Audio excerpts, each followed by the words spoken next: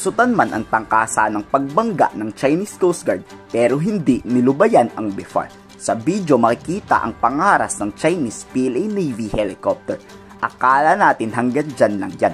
Pero nang makadating mga Filipino researchers BIFAR at PCG sa Sandy Cape, pinagbantang tayong pag itunuloy ang research activity may mangyayaring masama. Anong ibig sabihin ng militar ng China? Pagbababarilin nila tayo. Sa lakas kasi ng hangin mula sa helicopter, nagtamunan ng mga sugat at galos ang mga researcher. Dahil sa mga pagbabanta ng China, napilitang umatras ang BIFAR at mga kasamahan nito. Posibleng pinagbantaan talaga ang buhay ng mga Pilipino. Hindi kasi basta-basta atras sa mga Pinoy.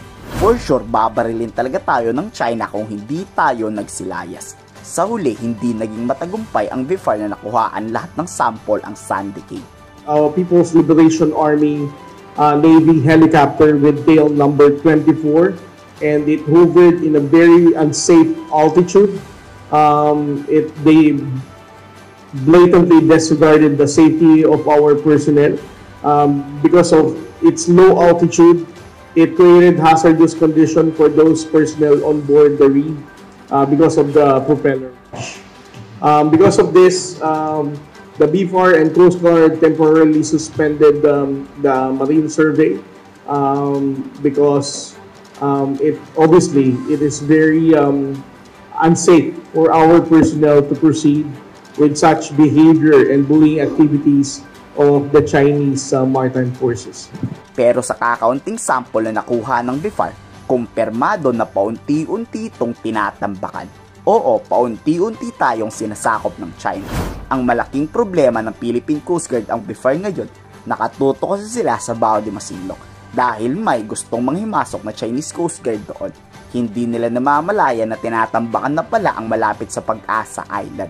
Magkaibang lokasyon to sa West Philippine Sea, kaya patay ang Pilipinas dyan.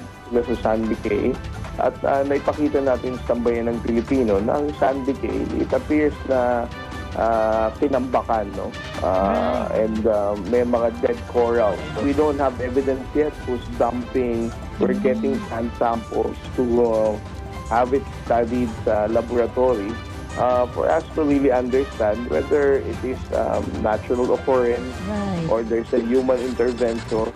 Matagumpay namang napalayas ng PCG yung nagpupumilit pumasok sa Bao de Masinloc. Pero ang kapalit nito, napabayaan ang ibang bahagi ng West Philippine Sea. Tapos buwas-buhay pa ang PCC sa paggitgit ng barko ng China. Napipiko na rin ang mga Chinese sa patuloy na pagharang ng Philippine Coast Guard sa kanila. Gumagamit na rin sila ng teknolohiyang nakakabingi at nakakasira ng pandinig para itaboy tayo. Ang kaso matatapang ang PCG until na wala pa ring banggaan at bombahan ng water cannon. Pero napalayas natin ang Chinese doon. This is also our first time to experience itong paggamit ng China Coast Guard ng long-range acoustic device na ang sabi ng ating mga tropa masakit sa pandinig, no? At very close proximity dito sa barko. Nahihirapan silang mag-move forward because BRP Cabra is just a few 100 yards away sa China Coast Guard. Ngayon, we were able to keep them away at a distance of 90 to 95 nautical miles. Kayo, sa tingin nyo nauutakan tayo ng China? I-komento sa baba ang inyong saloobin.